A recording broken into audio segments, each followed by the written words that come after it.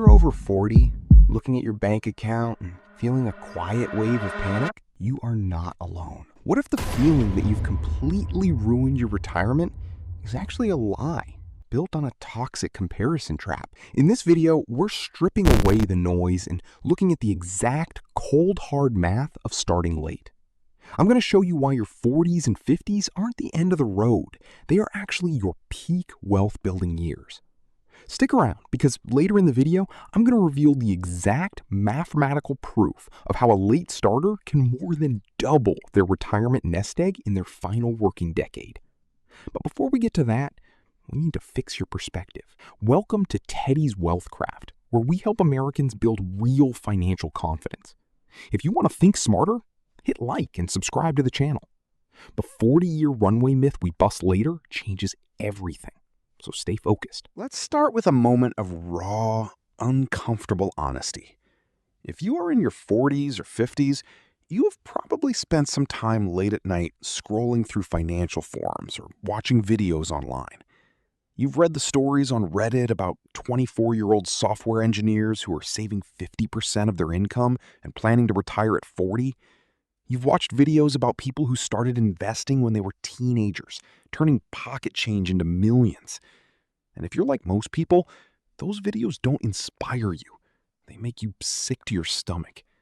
They leave you feeling embarrassed, behind, and completely isolated.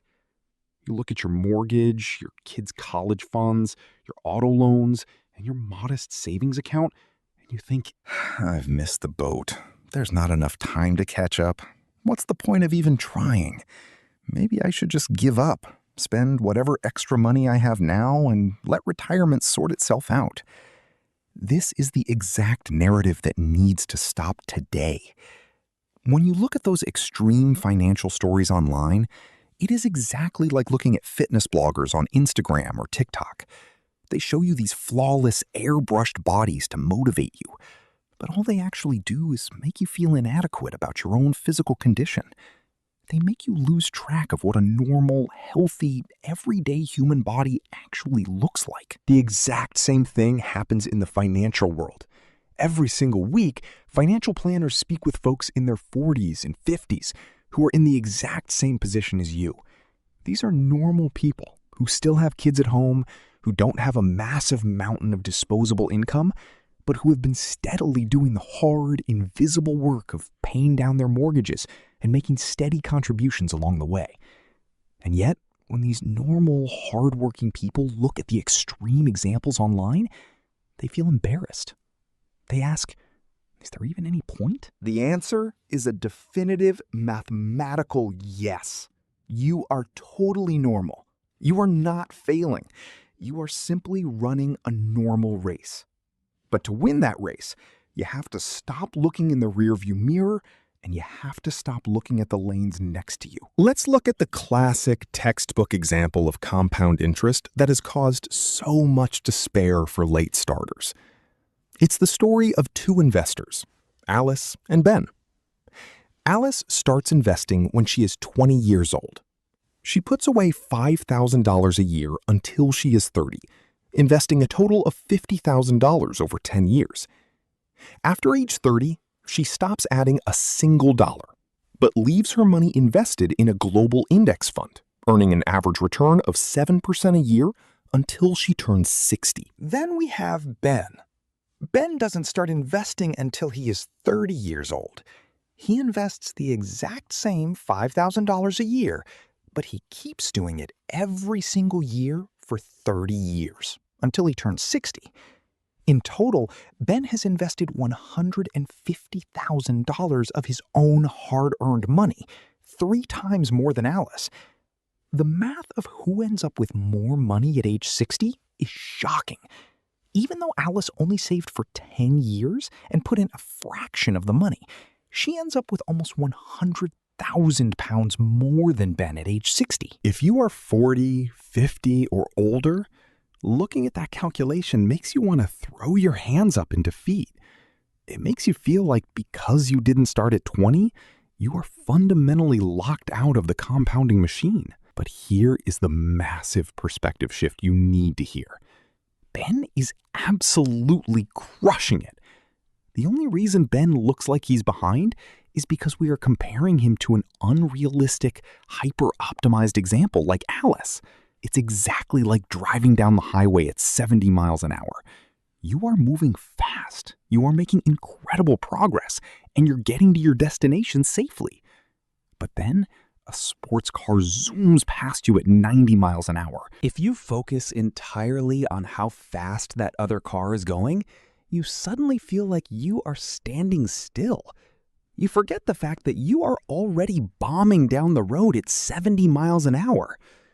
When you look at Ben, he ended up with an incredibly healthy nest egg. And more importantly, the math of Ben's journey reveals the secret weapon that belongs exclusively to late starters. Let's look at Ben when he turns 50 years old. After 20 years of steady, boring 5,000-pound annual contributions, Ben has built up a very respectable balance of 220,000 pounds. But watch what happens next. Ben doesn't stop. He keeps investing that same 5,000 pounds a year through his 50s. And over those final 10 years, he more than doubles the size of his entire retirement pot. Think about that. It took Ben 20 years of hard work to build his balance to 220,000 pounds, but it took him just 10 years to more than double it. That is the compounding curve in action. The growth gets faster and steeper the longer you stay in the game. But in the real world, the math gets even better for you than it did for Ben. When Ben was 30, he might have struggled to find 5,000 pounds a year to invest. He had a young family, a high mortgage balance, and was likely in the early, lower earning stages of his career. But by the time you reach your 50s, your financial landscape changes dramatically. You are likely earning more money than you ever have in your life. The massive, crushing costs of raising young children are starting to fall away. Your mortgage is either paid down or significantly reduced. Suddenly, you find yourself with a capacity to save that you could only dream of when you were 25. In your 20s, saving $500 a month feels like an absolute mountain. In your 50s, because your career has matured and your expenses have dropped, you might easily find the capacity to save $1,000, $2,000, or even $3,000 a month. Your 50s are not the end of your financial journey. Your 50s are where the real wealth-building magic actually happens.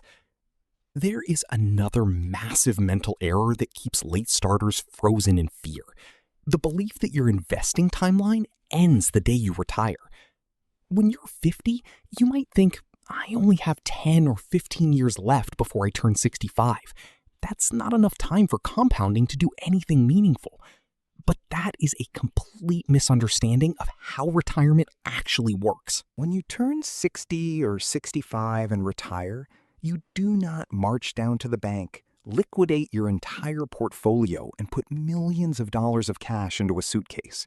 If you do that, you will destroy your retirement. Instead, you transition from building your wealth to drawing a steady income from it. You might withdraw 4 or 5% of your portfolio each year to cover your living expenses. But what happens to the other 95% of your money? It stays invested. It remains in the market, quietly compounding, growing, and producing dividends for decades. If you are 50 years old today, your investment horizon is not 10 years. Because you will likely live well into your 80s or 90s, the vast majority of your money will remain invested for another 30, 40, or even 50 years. Your investing timeline at age 50 is practically the exact same length as a 20-year-old's entire working career. You have a massive 50-year hill left for your compounding snowball to roll down. Once you realize that your money has decades left to breed and multiply, the pressure drops and the solution becomes crystal clear. To make this 50-year runway work for you, you must understand the rules of the game. Right now, in 2026, the average adult correctly answers only 49% of basic financial literacy questions. That is a coin flip. And the single concept that most people get wrong, the one that costs families more than $246 billion a year in lost wealth, is compounding. Most people will work for 40 years of their lives and end up with almost nothing to show for it. Not because they didn't work hard, and not because they didn't earn a good living. The median U.S. household income is over $78,000. People are earning money, but they are still falling behind because they only understand how to make money. They do not understand how money grows. Let's look at the cold, hard numbers of what happens when you let compounding work for you versus what happens when you wait. Imagine you take $10,000 and place it into a basic S&P 500 index fund.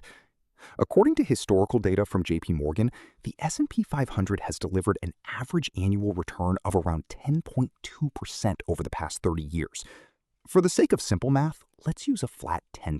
If you invest that $10,000 at age 25, here is how your single, one-time investment multiplies without you ever adding another dollar. By age 35, your $10,000 has grown to $25,937. By age 45, it is worth $67,275. By age 55, it reaches $174,494. And by age 65, that single $10,000 seed has compounded into a staggering $452,593. You turn $10,000 into nearly $500,000 simply by waiting. But now, look at the brutal cost of a 10-year delay. If you wait until age 35 to invest that exact same $10,000, by the time you turn 65, you will end up with only $174,494. That 10-year delay cost you $278,000 in lost compounding. You put in the exact same starting amount, but because you started 10 years late, you lost more than half of your potential wealth. This is why starting as soon as possible, even if you are in your 40s or 50s, is the only variable that matters. A small amount started today is infinitely better than a larger amount started 5 years from now. Before you can let compounding build your wealth, you must stop it from actively destroying your life. Because compounding is a universal law of math. It works both ways. It is a double-edged sword. And for most Americans, compounding is currently working in reverse. The average credit card APR in the United States is hovering at a brutal 21.5%. Think about the weight of that number.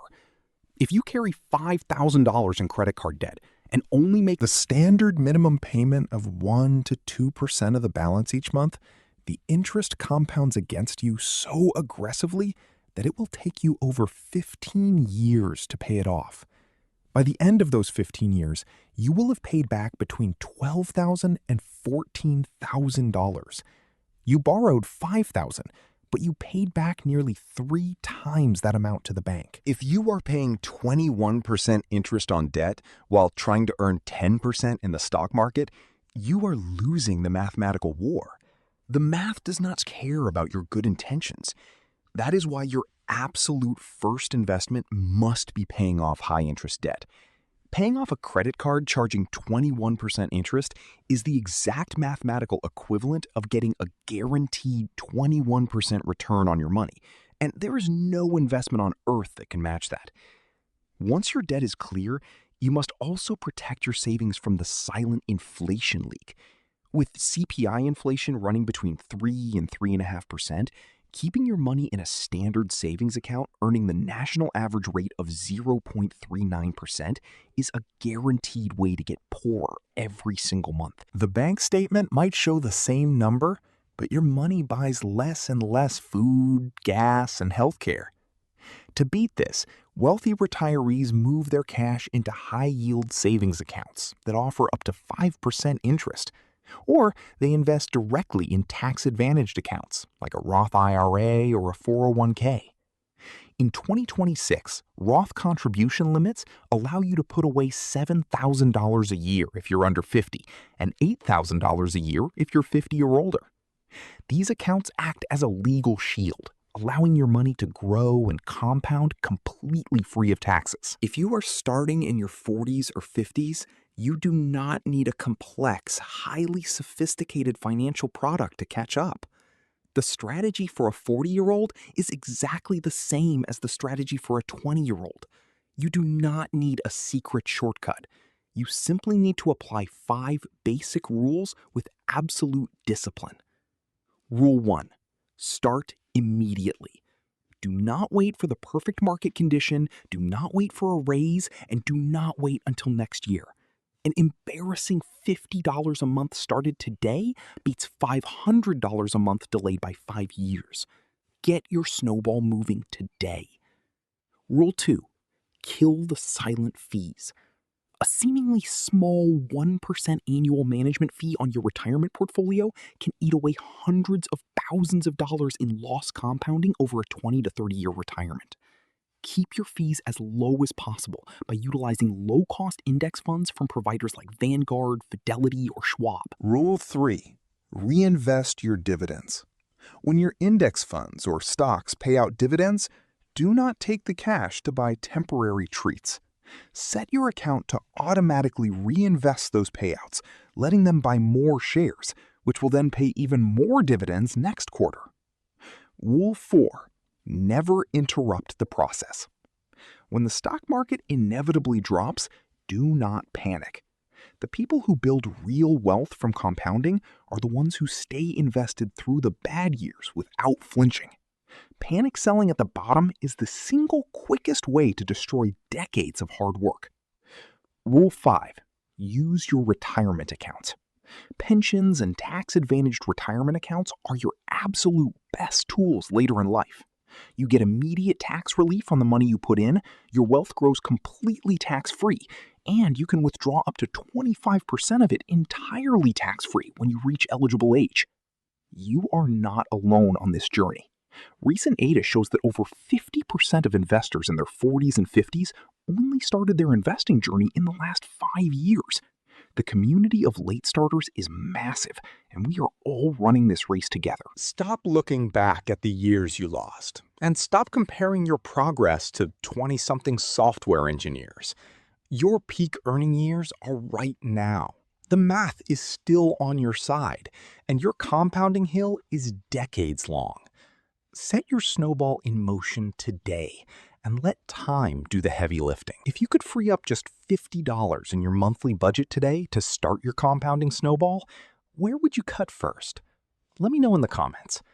If this brought you value, drop a like and follow Teddy's wealthCraft to think smarter, understand human behavior, and see what others miss.